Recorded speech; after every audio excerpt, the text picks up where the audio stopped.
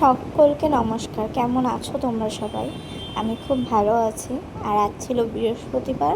আজকে আমি একটা নতুন ভিডিওর সাথে তোমাদের সকলকে স্বাগতম জানাচ্ছি। তো সকালবেলা উঠে আমার বাসি কাজটা সব হয়ে গেছে। তারপরে দেখলাম যে কতগুলো জলের বোতল ফাঁকা আছে।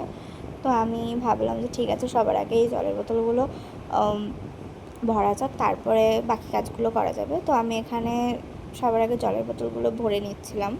তারপর আমার কিছু কিছু কাজ ছিল অবশ্যই। কি বলো তো, তুমি যতই কম তোমার হচ্ছে কিনা বিয়ের বয়স হোক না কেন, কিন্তু তোমাকে কিছু না কিছু কাজ করতেই হবে। তারপরে আমার যত জামা কাপড় ছিল সেগুলো আমি ধুয়ে নিলাম, তারপর মেলেও দিলাম ওপরে।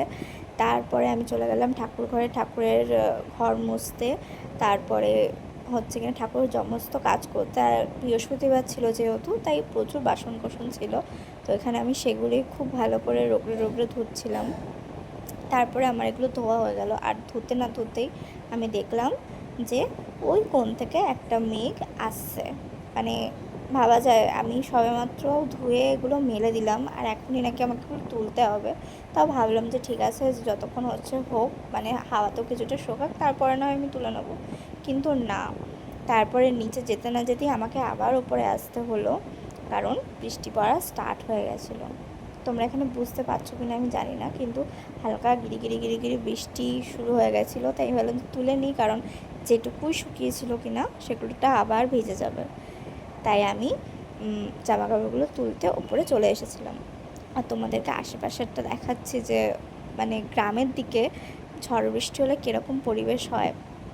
আর আমাদের ছাদ থেকে তো খুবই ভালো লাগে দেখতে, কারণ চারিদিকটা বেশ সবুজ সবুজ, বেশ ভালো লাগে গাছপালাগুলো এরকম দোলে ফোরে। আর আমি আজকে বৃষ্টিতেও ভিজেছি, কারণ আমাকে স্নান করতে হতো, যেহেতু বৃহস্পতিবার ছিল। তাই আমি সকাল সকালই স্নান করে পুজো দেবো, তাই স্নান টান করা ছিল। তাই জন্য আমি আজকে ভিজেছি, জামা কাপড়গুলো মেলে দিয়ে নিচে, তারপর আমি একটু ভিজেছি আজকে।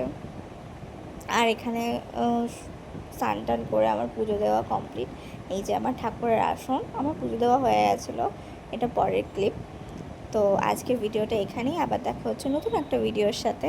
সাবধানে থেকো, সুস্থ থেকো সকলে। টাটা।